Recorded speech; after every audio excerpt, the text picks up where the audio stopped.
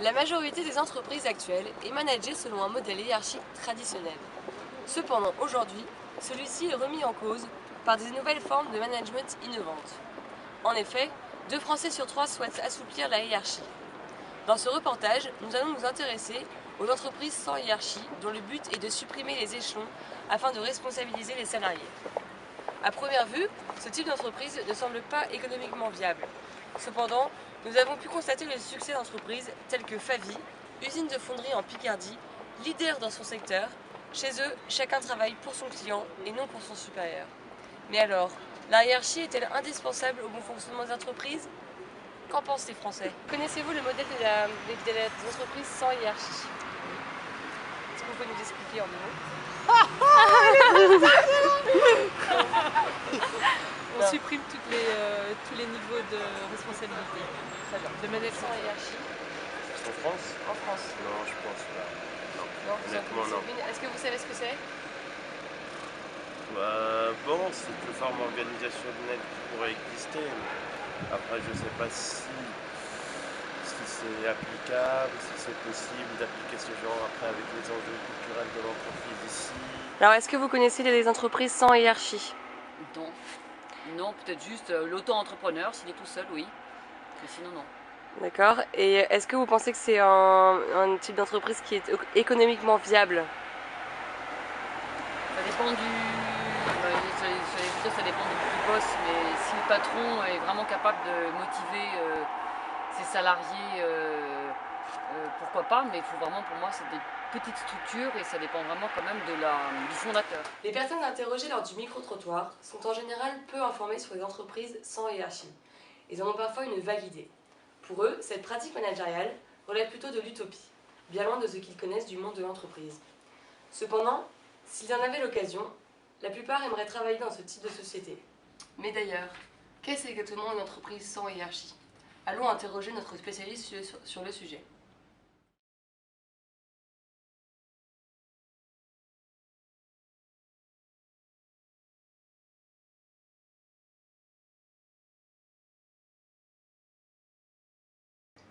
Alors déjà, l'entreprise avec hiérarchie a été créée donc, au niveau du taylorisme, de façon à hiérarchiser des tâches et optimiser la productivité. Donc ça a marché à une époque, mais aujourd'hui ça ne marche plus.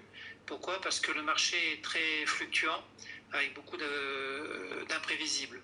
C'est-à-dire qu'on s'oriente vers ce qu'on appelle l'entreprise agile. C'est une entreprise qui se reconsidère donc, sur tous les plans pour s'adapter au marché et aux évolutions du marché. Une entreprise donc sans hiérarchie a-t-elle pour but premier de faire du profit ou de rendre heureux les salariés? Je réponds rendre heureux les salariés. Ouais. Ça c'est absolument net. Il y a aussi un exemple intéressant aux États-Unis avec Zappos qui commercialise des chaussures donc, sur Internet, qui a démarré en l'an 2000 et qui a été racheté il y a 3 ans par Amazon à un prix de 1,2 milliard, ce qui est vraiment assez incroyable. C'est une société qui a démarré rapidement et le PDG de Zappos à l'époque voulait rendre donc les salariés heureux et ensuite ils ont gagné de l'argent. Et en fait, c'est retrouver la vie à travers la créativité et l'innovation. Il y a 2 mots-clés pour toutes ces entreprises, c'est créativité et innovation. Et c'est quasiment incontournable. Ce sont des entreprises qui vont vite parce qu'elles ont plus de créativité que les autres. Voilà. À cet entretien avec Philippe Weber, nous en savons plus sur l'entreprise sans hiérarchie. Comment elle fonctionne, les comportements des salariés en interne, la philosophie de l'entreprise. Mais si ce management semble être un fonctionnement idéal pour l'entreprise, pourquoi la hiérarchie subsiste-t-elle encore? Est-elle si indispensable? Allons rencontrer un manager sur le terrain.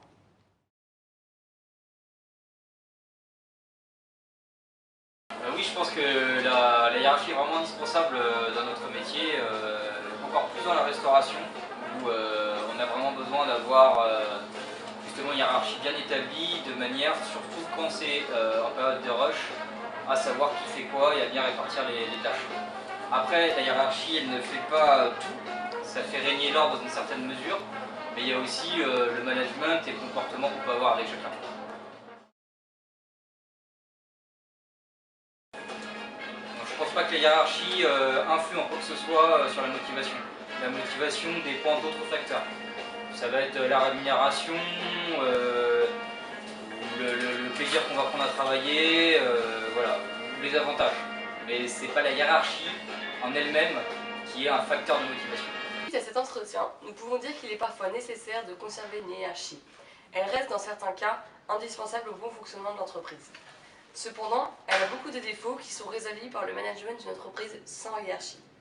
Celle-ci remet l'humain au centre de l'entreprise en lui donnant des responsabilités et en l'intégrant dans les prises de décision.